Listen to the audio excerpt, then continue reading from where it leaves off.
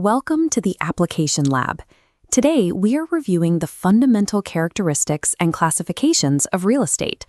By the end of this lesson, you should understand what real property is, how it differs from personal property, and the key details to remember for your exam.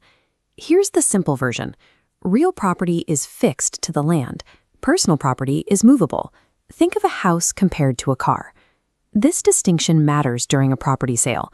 Generally, real property is transferred with the land, while personal property is cleared out by the seller.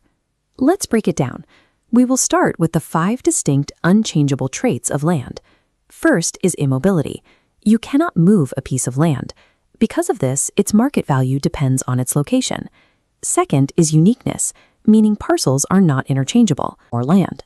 Fourth is permanency and indestructibility. The parcel of earth itself will always exist.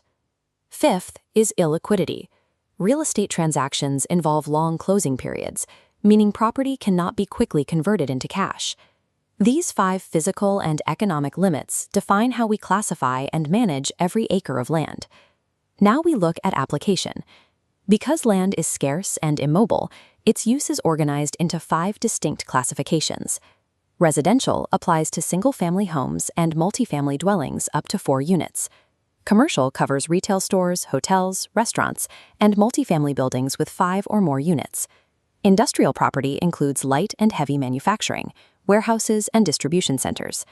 Agricultural use specifies land like timberland, pastureland, farms, and orchards. Special purpose classifications cover public uses, like churches, hospitals, public schools, and courthouses. Categorizing land this way determines what an owner is legally permitted to build and how the property is taxed. Think of it this way. Remember the 5x5 framework. 5 characteristics define the land, and 5 classifications define its use. Here is a real-world example. Imagine you are purchasing a commercial agricultural farm. The physical pasture land is permanent and immobile. That is your real property. The tractor sitting on it is movable. That is your personal property. Exam tip. There is a specific nuance to remember regarding the rule of permanency. While the land itself is permanent and indestructible, the improvements on the land, like the buildings or structures, can be destroyed.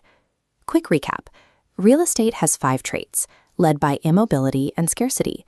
We use it in 5 ways, ranging from residential to special purpose. And remember, land is indestructible, but improvements are not. Follow the Application Lab for real estate concepts made simple.